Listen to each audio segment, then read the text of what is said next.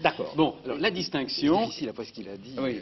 Vous vouliez répondre? Oui, oui, non, Bon. j'ai envie de répondre. Bon, non, parce que d'accord. non, sur ce point-là, enfin, moi je dirais, en citant Durkheim, que vous avez invoqué plusieurs fois, il disait tout le temps, l'inconscient c'est l'histoire.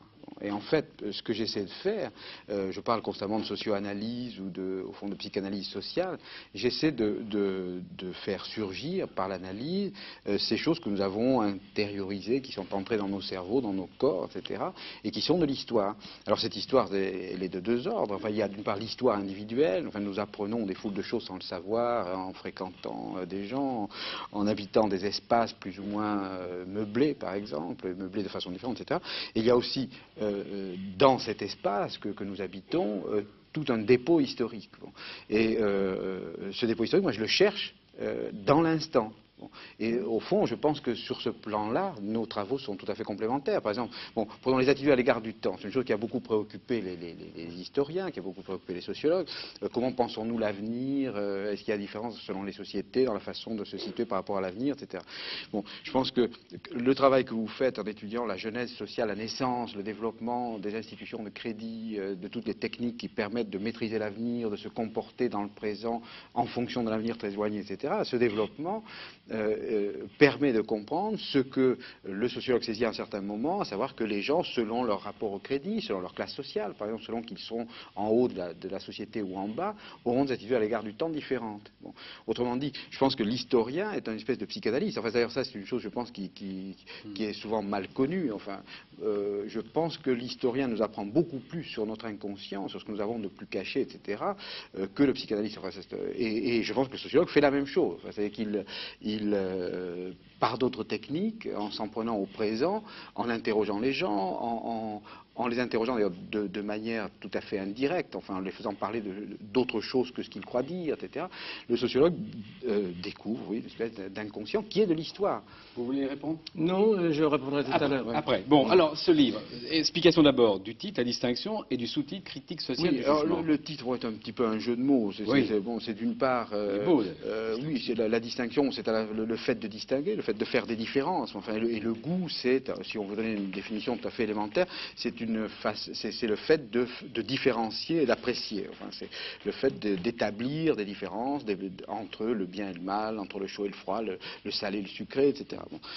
Et la distinction, c'est aussi, comme tout le monde le sait, ce qu'on appelle la distinction naturelle, c'est une manière d'être excellente, quoi. Bon, alors le lien entre les deux sens du mot, c'est un peu tout le livre. Enfin, c'est-à-dire, bon, Par une critique sociale du jugement, c'est le sous-titre. Oui, alors par critique sociale du jugement, j'entends, bon, c'est le titre, il y a un titre célèbre de Kant, enfin que je pastiche de façon un peu ironique. Enfin bon, Kant a écrit une critique du jugement qui prétendait être une critique pure du goût. Enfin, bon, il essayait de répondre à la question qu'est-ce que goûter, qu'est-ce que préférer, etc.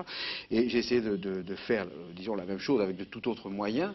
J'ai essayé de montrer que dans les classements sociaux que nous opérons, quand nous mettons une cravate, nous ne mettons pas une cravate, quand nous mettons une cravate à pois, une cravate unie, quand nous achetons une Mercedes ou une 2 chevaux, quand nous faisons du yoga ou du rugby, etc.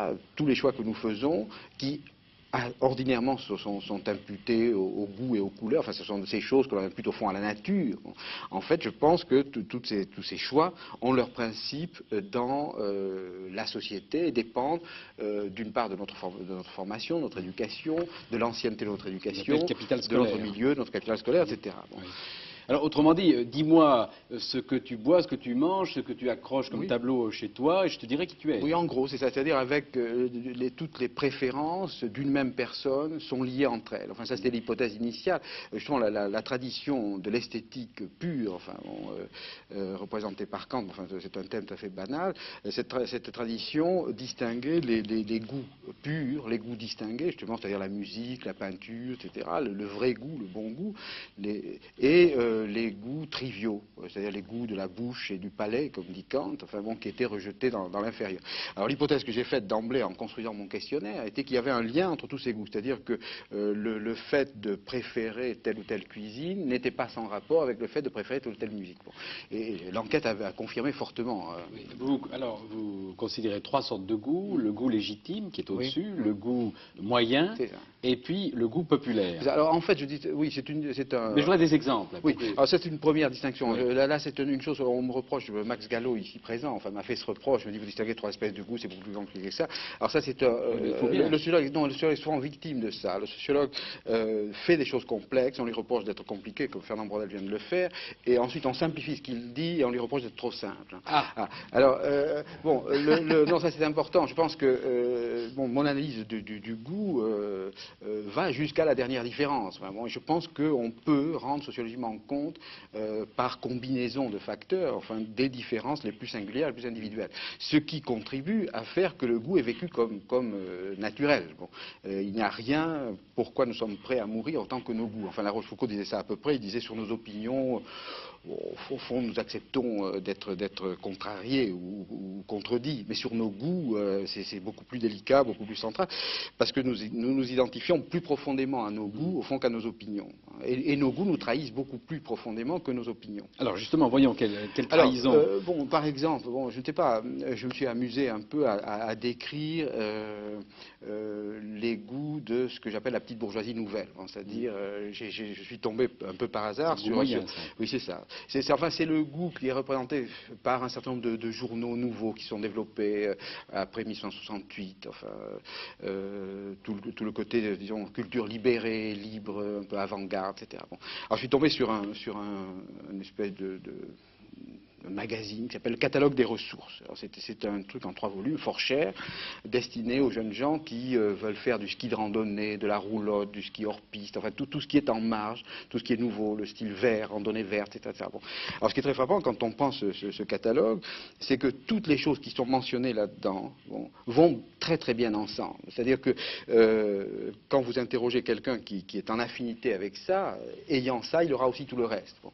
Et ça c'est vrai pratiquement dans tous les cas. Bon, de même, si on prend le goût bourgeois, alors là il faudrait distinguer des espèces de goûts. Enfin, le goût bourgeois ancien, les gens de vieille roche, comme disait Marx, enfin, les bourgeois de vieille roche, qui sont du côté du sobre, enfin vous en parlez souvent, du raffiné, de la double négation, de la litote, du refus de l'épate, de l'étalage, etc. Bon, alors là on retrouvera tout un ensemble aussi de choses parfaitement cohérentes entre elles et tout à fait exclusives des préférences tout à fait voisines. Oui, mais alors, si vous voulez, ce qui est important, c'est que les goûts, finalement, sont des dégoûts. Alors ça, j'ai mis beaucoup de temps à le trouver. C'est le dégoût du goût des autres. Enfin, ça je crois que c'est très important. Et finalement, pour faire parler les gens sur leur goût, il faut leur faire parler de ce qui les dégoûte.